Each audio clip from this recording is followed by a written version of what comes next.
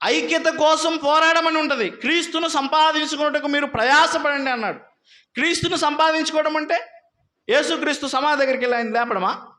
క్రీస్తును సంపాదించుకోవడం అంటే యేసుక్రీస్తు ఏవైతే భూమి మీద చేశాడో, ఆయన ఎట్టి మనస్సుతో అయితే భూమి మీద బ్రతికాడో ఆ మనస్సుతో మనం ఏం చేయాలట?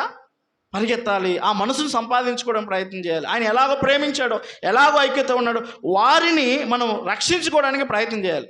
కానీ విచిత్రం ఏంటంటే సంఘములో వేరు తన్నే వారు ఎక్కువైపోయారు. పైపెచ్చు మన గురించి ఏమన్నారు చాలామంది? ఏమంటున్నారు? నెల రోజులు మనం పోకపోతే ఎవరన్నా మన దగ్గరికి వచ్చారా? పైపెచ్చు మన దగ్గరికి రాక మరలా మన గురించి ఏమంటున్నారు? మేము వెళ్ళి పిలిచాము. ఇప్పుడు ఏరుది అనేది ఎవరు?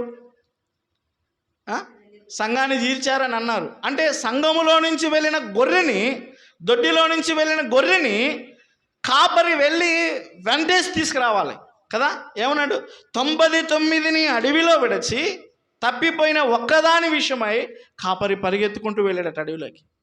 అంటే నువ్వు పరిగెత్తకుండా, ప్రయాసపడకుండా, వారి కోసం ప్రేమించకుండా, నీవు నీ దొడ్డిలోనే ఉండి ఉన్న 99ని చూసి ఆశపడుతూ పైపెచ్చు అదిగో నా దొడ్డి విడిచి వెళ్ళిందని దొంగ సాక్ష్యం చెప్తారా అన్నా? ఇది ఎంత అవమానం చెప్పు. సంఘము అంటే గోడలు అనుకుంటూ ఉన్నారు. సంఘము అంటే వాళ్ళు చేసేదే అనుకుంటున్నారు. నెహెమ్యా కూడా ఇదే అన్నాడు. ఏమనంటే నా సంఘములోనే చొరబడ్డారు, నేను గోడలు కట్టడుతూ ఉండగా వాటిని చెడగొట్టడానికి నాతోనే ఉన్నారు అన్నప్పుడు దేవుడితో ఆయనకి రాత్రంతా నెహెమ్యా ప్రార్థన చేశాట. దేవా నాకు నీ సహాయాన్ని అనుగ్రహించు. శత్రువుల ఊరి నుండి మేము భయపడుతూ ఉన్నప్పుడు, మా గుండె ఉబుకుతూ ఉన్నప్పుడు నీవు మాకు ధైర్యాన్ని ఇచ్చావు. కాబట్టి సంఘము అంటే చాలామందికి తెలియదు, వాక్యం బోధిస్తున్న వారికి కూడా తెలియదు. సంఘము అంటే ఐక్యత.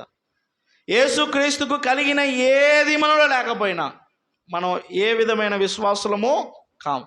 సంఘములో కాపరి లక్షణం, కాపరి అంటారు కదా నాన్న. సంఘాన్ని కాపాడేవారిని పాస్టర్ని ఏమంటారు? కాపరి, సంఘ కాపరి. అసలు ఆ మాటకి అర్థం లేకుండా సంఘాలు నడుపుతూ ఉంటే ఎంత ఆశ్చర్యం వేస్తుంది. సంఘ కాపరి అంటే కాపాడలేకపోతే కదా సంఘం ఎందుకు అవుతుందండి? నేను అందుకే చెప్తాను, నేను అక్కడ కూడా చెప్పాను, మనం వెళుతున్న సంఘం మన కుటుంబ ఆత్మీయ క్షేమం కోసం పోరాడకుంటే నిర్విర్యామంగా ఆగిపోండి. అది మన సంఘం కాదు. అది